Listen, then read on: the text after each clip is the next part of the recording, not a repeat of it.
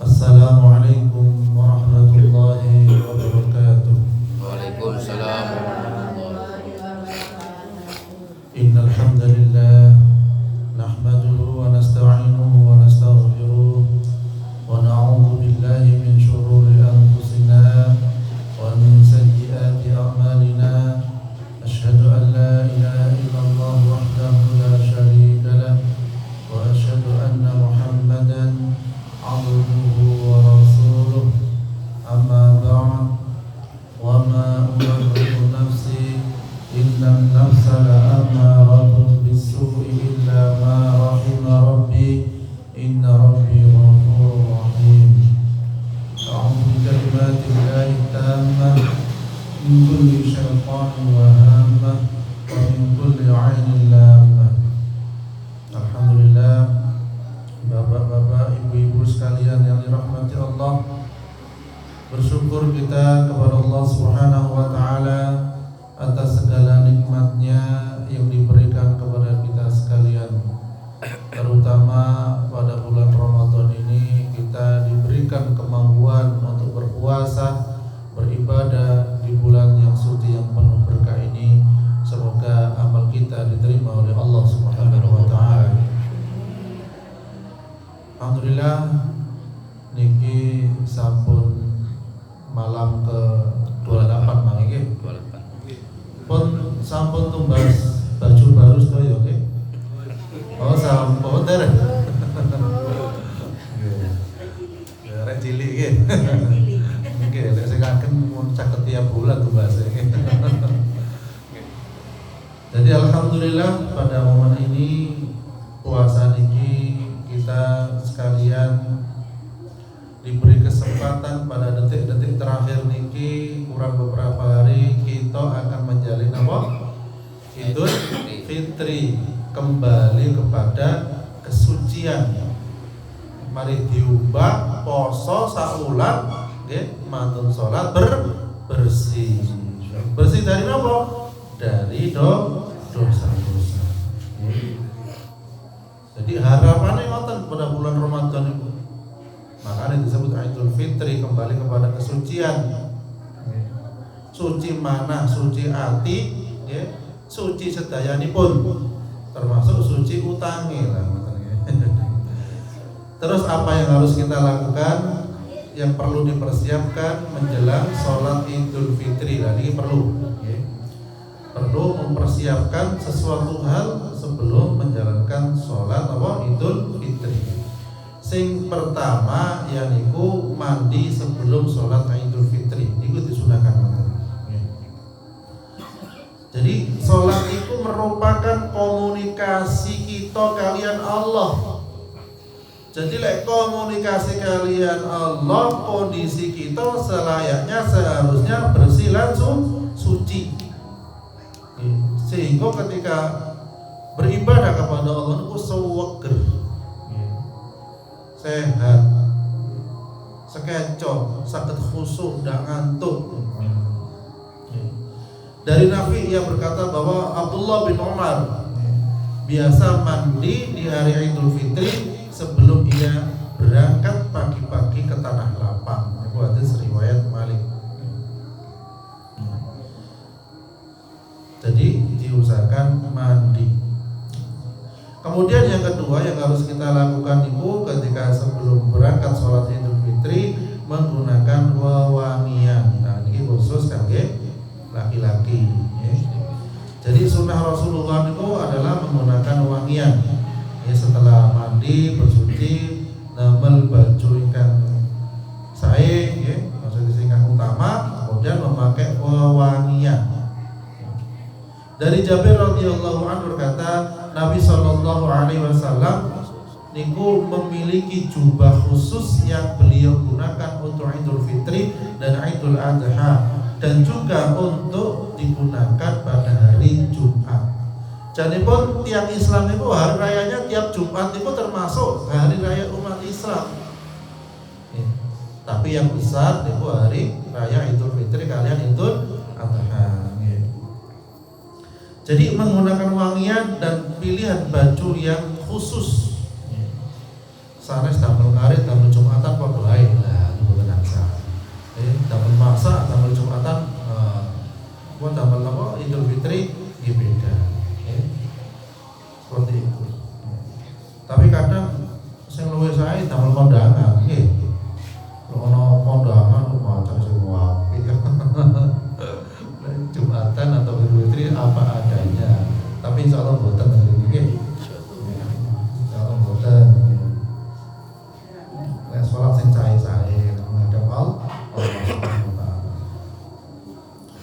Kemudian selanjutnya yang ketiga adalah makan terlebih dahulu. Jadi lek pun boten poso, kita niku dianjurkan makan terlebih dahulu ketika pagi badhe salat Idul Fitri. Jadi salat Idul Fitri niku merupakan hari kemenangan pasca setelah menyelesaikan puasa ibadah di bulan Ramadan 1 bulan. Terus yang disunahkan apa? Dari Anas bin Malik radhiyallahu anhu, ia berkata Rasulullah sallallahu alaihi wasallam menyampaikan tidaklah keluar pada hari raya Idul Fitri ke tempat sholat sampai beliau makan beberapa kurma terlebih dahulu. Beliau memakannya dengan jumlah yang ganjil.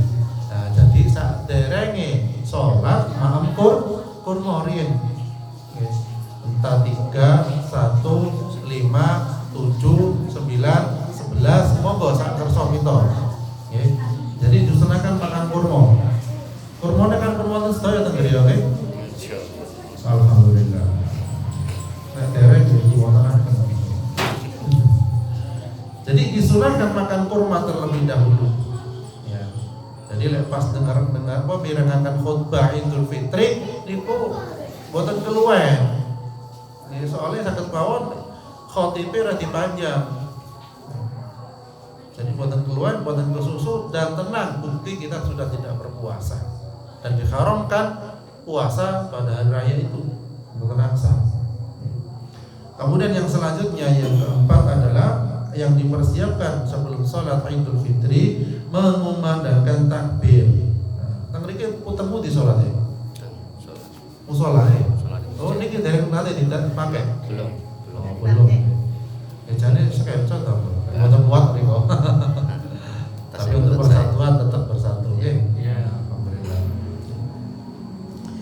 Jadi takbir, jadi panjenengan berangkat saking griya tekan tempat sholat niku takbir Allahu Akbar, Allahu Akbar, Allahu Akbar. Rombongan sak keluarga berangkat kali takbir.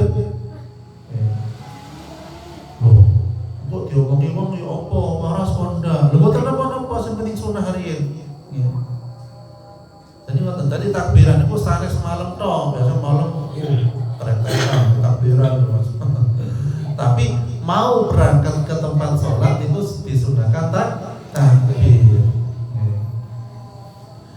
Wonten hadis wonten Nabi Shallallahu Alaihi Wasallam keluar rumah menuju lapangan. Ya, jadi memang diutamakan sholat Idul hari raya ini tang putih teng lapangan. Supados menjadi syiar dan yang hadir kan tidak seperti sholat Jumat, malah melebihi sholat Jumat. Anak-anak, ibu-ibu, tua muda banyak yang hadir di situ. Ya. Jadi ketika Nabi menuju lapangan, ya, beliau bertakbir hingga tiba di lapangan di tempat sholat niku. Takbir sampai selesai. Ya. Setelah menyelesaikan sholat, beliau menghentikan takbir baru sholat. Hari raya. Ya.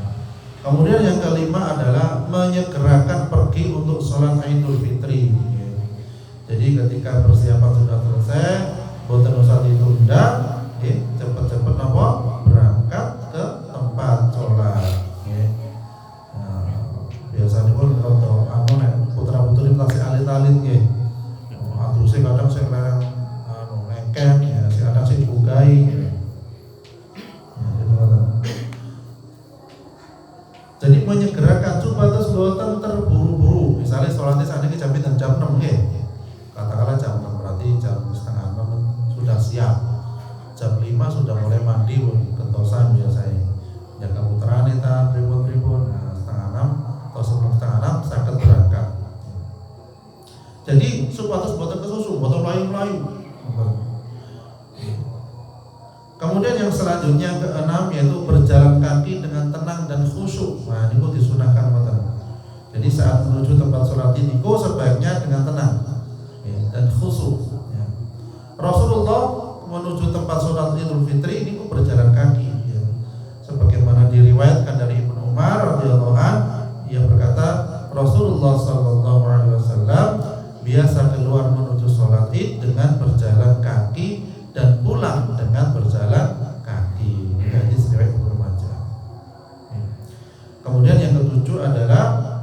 mengambil jalan yang berbeda seusai sholat. Nah, jadi mantu nih panjenengan misalnya lewat ngriki sholatipun nanti ketika pulang mengambil jalan yang berbeda. Oh, pemaknane yo apa gunane nggih dituruti mawon. Soalnya niki napa dawuh Rasulullah sallallahu alaihi wasallam. Mesti wonten manfaate, kata manfaate. Lho manfaate nggih panjenengan saged salaman jalan satu tipun, saged silaturahmi dan semerap bahwasanya umat Islam itu kompak kata salat kompak. Masih yang sing boten poso insyaallah setahun bisa itu tasik sholat, nggih. Lalu setahun bisa butuh sholat ya teman boleh. Ya sholat hari raya, sholat libur biasa. Jadi niku Nabi SAW ketika hari raya mengambil jalan yang berbeda antara pergi dan pulangnya. Niku hadis riwayat Bukhari. Jadi berjalan lewat arah lain dengan senyuman, dengan senang. Kemudian yang kedelapan adalah memberikan ucapan selamat. Ya. Jadi sakit ketika kita saling berpasasan, bersilaturahim, ya. Kita dianjurkan mengucapkan selamat. Napa ucapan ibu maksud semerap? Ya niku taqabbalallahu minna wa minkum. Ya. Jadi para sahabat terdahulu zaman Rasulullah niku ngoten lek ngasih ucapan selamat. Yeah. Semoga Allah menerima amalan kami dan kalian. Taqabbalallahu minna wa minkum. Loh, aku biasa lek salaman kosong-kosong ya. Ya. Biasa ngoten nggih. Kosong-kosong. Yeah. Tapi tetap ucapkan taqabbalallahu minna wa minkum. Karena tujuan dari puasa dan ibadah pada bulan Ramadan itu adalah supados amal kita diterima oleh Allah Subhanahu wa taala.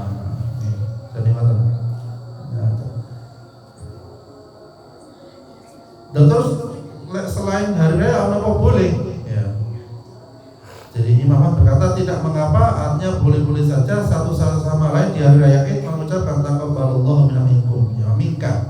Wonten sing wa minka saged, wonten sing wa minkum, wonten wa minka. Nggih, wonten apa-apa dua-duanya boleh.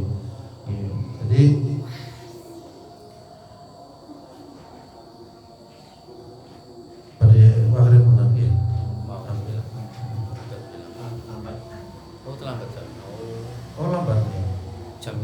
jamnya sing lambat. Ya, jadi ngoten nggih. Insyaallah mugi-mugi ibadah kita diterima oleh Allah Subhanahu wa taala. Monggo kita berdoa. A'udzu billahi minasyaitonir rajim. Bismillahirrahmanirrahim. Alhamdulillahirabbil alamin. Allahumma anzil rahmata wal maghfirata wasyafa'ata wan ni'mata ila arwahil jami'il qubur minal muslimin wal muslimat wal mu'minina wal mu'minat warfa' lahum darajat wa dha'if lahum hasanat wa kafir 'anhum sayyi'at وادخلوا الجنة مع الآباء والأمهات يا أيتها النفس المطمئنة ارجعي إلى ربك راضية مرضية فادخلي في عبادي وادخلي جنتي ربنا هب لنا من أزواجنا وذرياتنا قرة أعين واجعلنا للمتقين إماما رب اجعلنا مقيم الصلاة ومن ذريتنا ربنا وتقبل دعاء ربنا آتنا في الدنيا حسنة وفي الآخرة حسنة وقنا عذاب